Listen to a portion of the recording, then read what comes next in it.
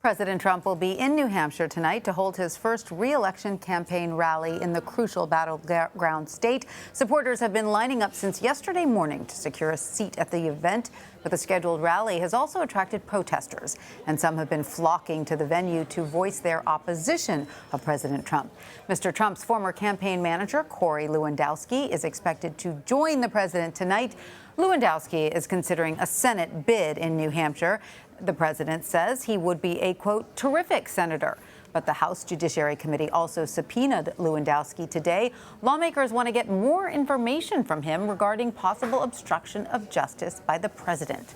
Let's bring in Hunter Woodall from Manchester, New Hampshire. He's a political reporter with the Associated Press covering the 2020 race in the Granite State. Hunter, thank you so much for being with us. So President Trump lost New Hampshire in 2016 by fewer than 3,000 votes. What will his campaign have to do this time around to win the state?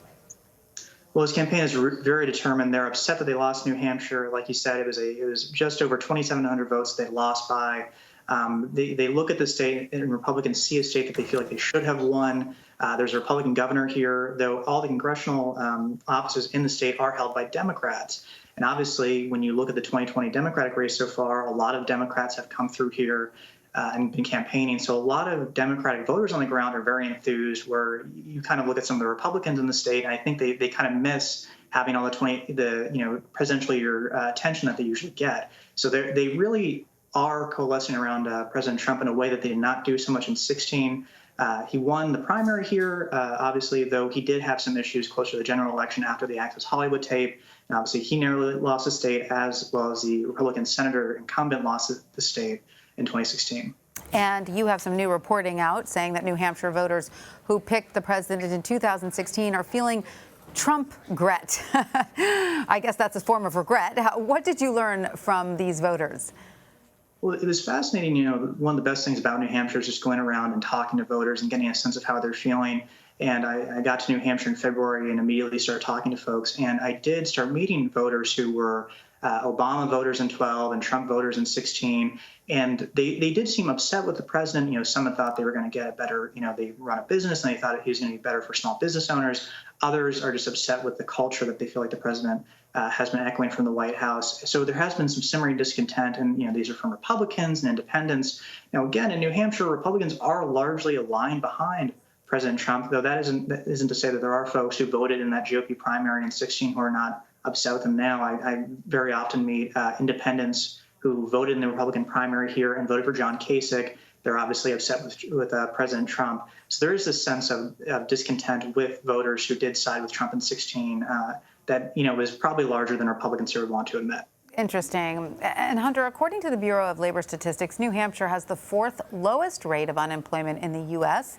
So give us a little, insight into the economy there. How's it doing, and how important of an issue will it be in 2020? Well, it was fascinating talking to voters for this story because U.S. Democratic Senator Jeanne Shaheen, the highest-ranking Democrat in the state of New Hampshire, when I talked to her, said the economy has been doing well. The economy is good, though she does feel like Trump has done things to hurt it, to have a negative impact on it. And when you look at all of that, there are some signs of, obviously, the unemployment rate is low, the median household income is high. So those are good signs of economic success.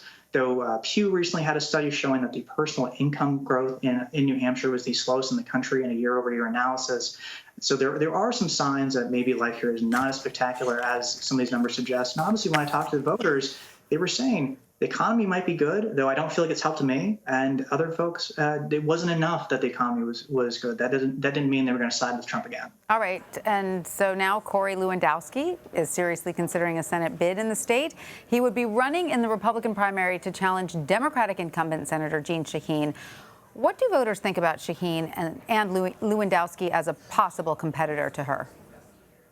It depends upon who you talk to. Republicans, I was just out talking to voters before the president's rally tonight. Some voters have not plugged into that, GOP Senate primary yet. Others, they said, well, I liked one of the candidates that's already announced. 2 have already announced in the race, a military veteran and a former House Speaker in New Hampshire. Though, when you ask about Lewandowski, they go, oh, well, if Lewandowski's running, I'll support him because I feel like he would be a staunch ally to the president. And it reminds me, I was a reporter in Kansas before I came to New Hampshire. There was a GOP gubernatorial primary. The president stayed out of it for a little while, and days before he endorsed the Republican Secretary of State, Chris Kobach.